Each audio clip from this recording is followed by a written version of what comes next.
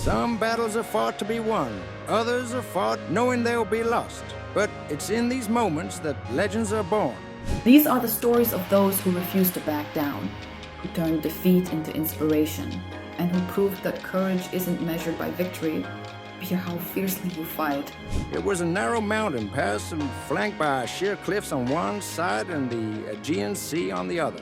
In 480 BC, this passage at Thermopylae became the stage for one of history's most legendary last stands. Facing the might of Xerxes' Persian army, numbering hundreds of thousands, stood a coalition of Greek forces led by King Leonidas of Sparta. But it was the Spartans, just 300 warriors strong, who would etch their names into history. The stakes couldn't have been higher. Persia had already swept through much of Greece, and the survival of the remaining city-states depended on holding back this invasion long enough to rally a defense. Leonidas and his men knew this wasn't a battle they could win. Yet, for the Spartans, retreat was never an option. Their mission wasn't a victory. It was to buy time for Greece to unite against a common enemy.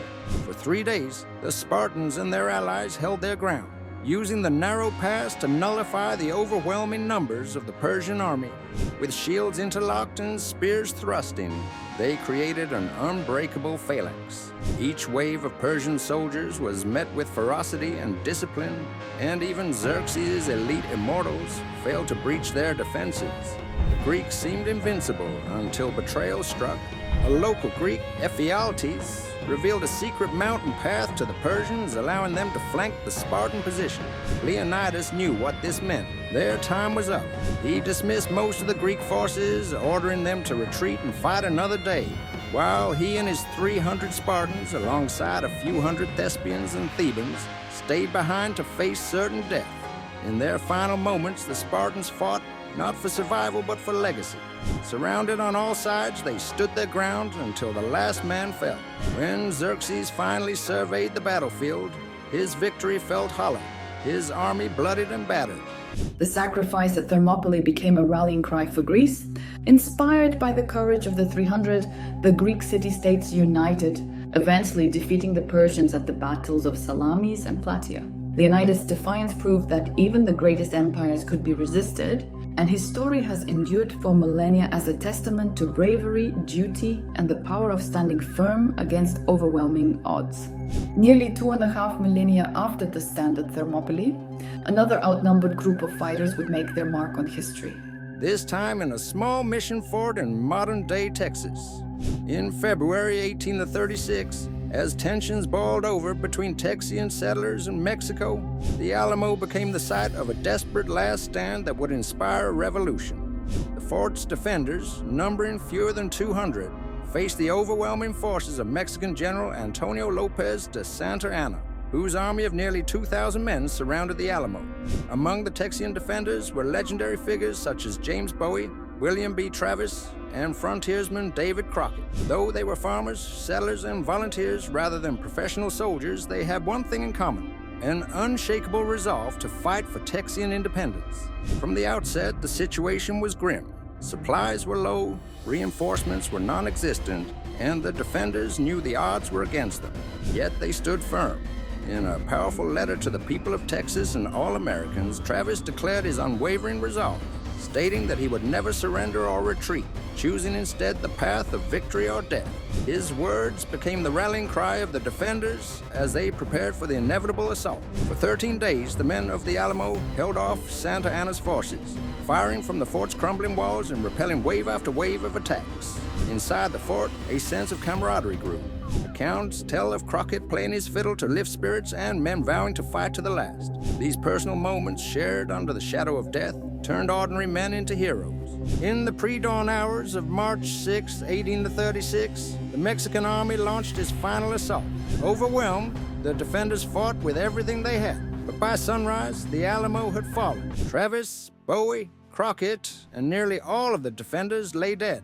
Yet their sacrifice was far from meaningless. Their loss at the Alamo ignited a fire across Texas. The defenders' bravery became a symbol of resistance and unity, inspiring Texians to rally under the cry, "Remember the Alamo." Just 6 weeks later, General Sam Houston led Texian forces to a decisive victory at the Battle of San Jacinto. securing Texas's independence from Mexico. Just over 40 years after the Alamo, another small group of defenders would find themselves surrounded by overwhelming enemy forces, this time on the plains of South Africa. The year was 1879, and the British Empire was locked in a brutal conflict with the Zulu Kingdom. What unfolded at Rorke's Drift would go down as one of the most remarkable last stands in military history.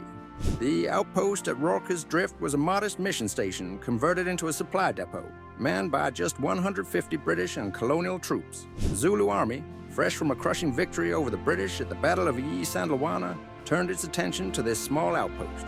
With nearly 4,000 warriors bearing down on them, the defenders had only a few hours to prepare.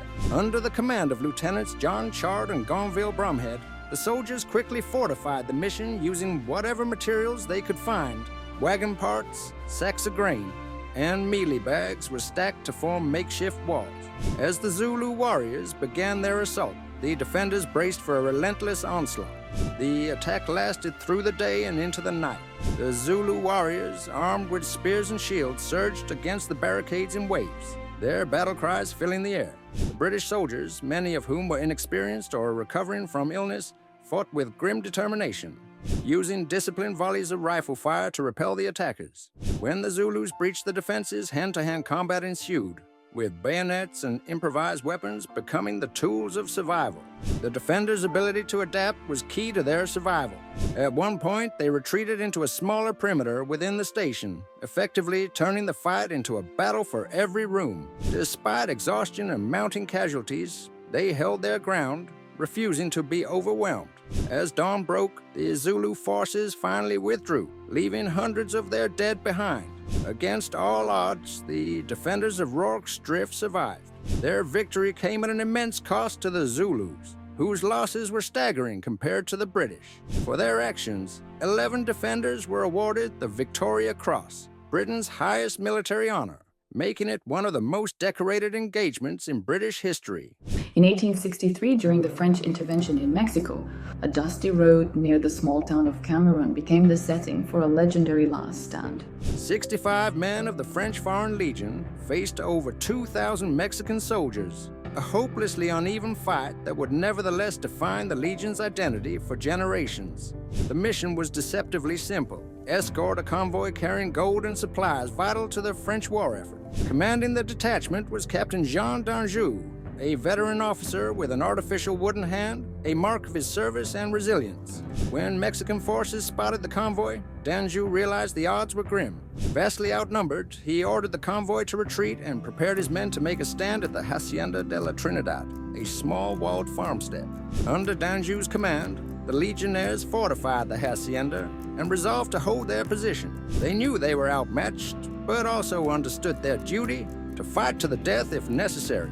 As the first wave of Mexican troops attacked, the Legionnaires used the walls and buildings for cover, repelling the assault with disciplined rifle fire. Hours turned into a full day of relentless fighting under the scorching Mexican sun. By the afternoon, ammunition was running dangerously low, and the Legionnaires began conserving their shots, saving bullets for the closest threats. d'Anjou, ever the embodiment of the Legion spirit, rallied his men with a vow: "We will fight to the end." Though mortally wounded during the battle, his leadership inspired his soldiers to continue resisting, even as their numbers dwindled. As the sun set, only a handful of Legionnaires remained, bloodied but unbroken. With no ammunition left, they fixed bayonets for one final charge. Outnumbered dozens to one, they fought hand-to-hand until captured. Impressed by their bravery, the Mexican commander allowed the survivors to keep their weapons and bury their fallen leader with honors, a rare gesture of respect in such a brutal conflict. So, if you were in their position, do you think you could find the courage to stand and fight?